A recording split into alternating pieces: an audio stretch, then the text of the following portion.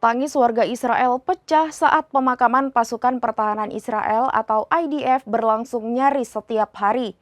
Mereka juga berkerumun di pemakaman saat jasad-jasad tentara itu kembali ke Israel seusai kalah perang di jalur Gaza.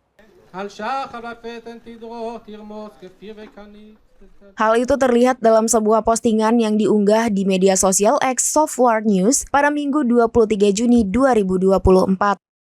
Dalam video tersebut tampak jasad tentara Israel diangkat dalam peti untuk dimakamkan.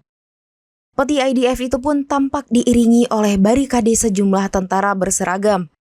Sementara warga tampak berdiri di sisi kanan dan kirinya. Suara tangisan warga pun terdengar bersahutan dalam video tersebut.